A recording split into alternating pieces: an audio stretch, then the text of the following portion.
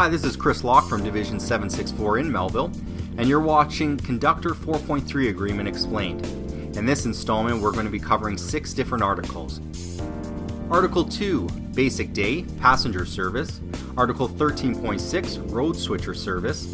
Article 13.14, Setting Out and Picking Up en route. This is your PE claim code explained. Article 14, Basic Day, Freight Service. Article 15.2, Crew Consist, Wayfreight runs. Article 22, Guarantees, and this covers Mainline pool and Spareboard, as well as Branchline assignments. Article 2, Basic Day Passenger Service. The equivalent of 150 miles straightaway or turnaround at the passenger rate of pay shall constitute a basic day. All miles or time paid for during a tour of duty may be used to make up the basic day. Miles in excess of 150 miles will be paid for at the mileage rates provided. An example of this would be a trip up to Kenora. It's less than 50 miles run miles on the train. Take your trip up to Kenora, you tie up your ticket, you take your rest, and when you're done your rest, you get called back into service and you're put in a taxi back to Melville. It's less than 50 miles, but you're entitled to 150 miles paid for at passenger rates in the taxi. Road Switcher Service. Train service employees operating on a turnaround basis in road switcher type service within a radius of 30 miles from the point required to report for duty will be considered as in road switcher service and compensated at the rate per hour of conductors and assistant conductors. What constitutes road switcher service? Well, number 1, when the crew office calls, they're going to let you know you're called on a road service ticket. Number 2, you're traveling 30 miles from your home terminal. So for Melville, it's basically 30 miles in any direction. So let's give an example. You're working the 553 job in Yorkton, and you're called to rescue a train on the Yorkton sub at mile 35. Well, this is a violation of your contract, having to go 5 miles outside of your radius to do that rescue. So what do you do in this situation? Number 1, you're going to inform the company officer of the violation. Number 2, get the company officer's initials. And number 3, notify the union of your violation. What to do if a train master refuses to give you their initials? Well, number 1, let them know right off the bat you're not refusing work, but you feel or you know what's happening is a violation.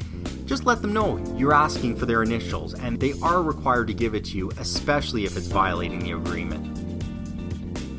Setting out and taking on cars en route in a conductor-only operation.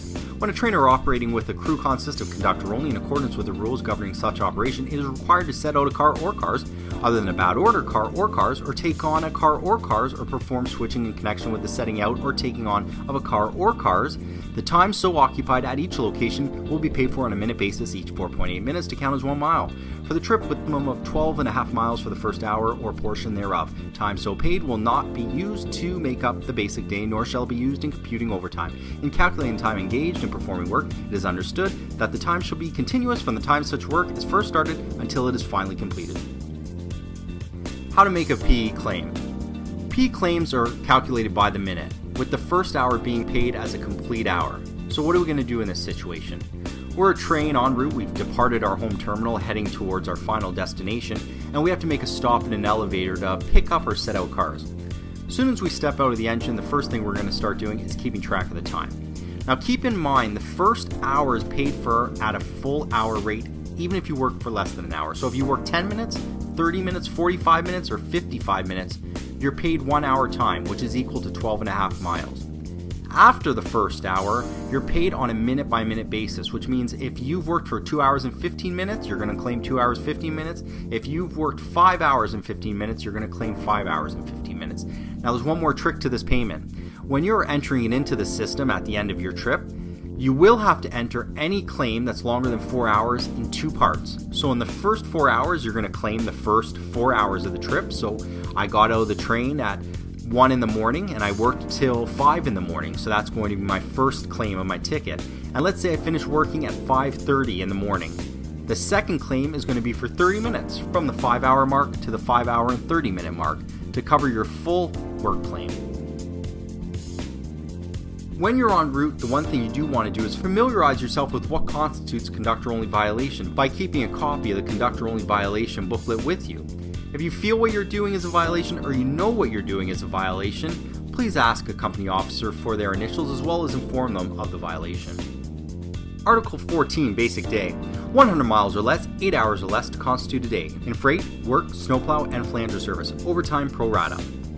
What this article is telling us is that anytime you come to work and physically work on a train and it is under 100 miles, you will be paid 100 miles as your minimum.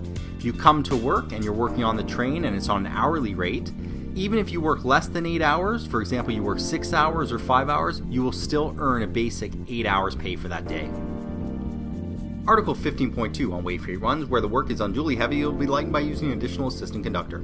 Except as otherwise provided herein, all trains will have a conductor and one assistant conductor. You're called on a conductor-only Wayfreight ticket. Number 1, you should be called as part of a full crew. A Wayfreight ticket should always be a conductor and assistant conductor. If you are called in a conductor-only situation, get initials and report the violation to your union. Wayfreight runs where the work is unduly heavy, it will be lightened by using an additional assistant conductor. What this section is telling us is on Wayfreight runs, there will always be 3 members in the crew: the engineer, the conductor, and the assistant conductor. On days that are unduly heavy, a 4th crew member will be added to this crew. That's the additional assistant conductor. Article 22, guarantees. We're going to be covering a few sections here. Number 1, we're going to be talking about section 22.10. Employees assigned to runs identified in Article 36.2, the key section here is Article 36.2, or road or joint spareboard at terminals that include extended run territory and who are available for duty for their entire mileage month will be entitled to 4,300 miles if working as a conductor. Such guarantee will be prorated for each 14-day board adjustment period. Let's take a look at Article 36.2. This is the article that pays us the 4,300 miles whether you're on a pool in Melville or working the joint spareboard. It's the extended run between Melville and Winnipeg as well as Melville and Biggar that entitles both the pool and spareboard to claim 4,300 miles as our guarantee. Article 22.3. Train service employees regularly assigned to mixed and Wayfreight service will be paid not less than the equivalent of, and we're going to look at Article B here, 3,000 miles at the through freight rate in any other calendar month. If you're working in branch service, and for instance here in Melville we have the 422 to Regina, this entitles you to 3,000 miles at through freight service if you're working on the assignment for the entire month and do not miss a trip. So the Mainline pool and road spareboard, 4,300 miles, Branchline Regina 422 assignment, you get 3,000 miles. Branchline assignment guarantees, here are the terms. Number 1, you have to work the entire month without using a PLD or missing any days of work. And even if you're bumped from your job for a week, 2 or more, the weeks that you are on the assignment and that you come to work for every assigned call, your guarantee is prorated for the weeks you worked. Now, if you've worked the entire month and you've had no missed trips and you want to top up your missing miles, well, number 1, you can use an IP claim, or number 2, you can use an AD claim. Either one will work for topping up your miles. This concludes this edition of the Conductor 4.3 Agreement Explained. If you have any questions, any articles you want explained, email us. We'd be happy to answer it for you.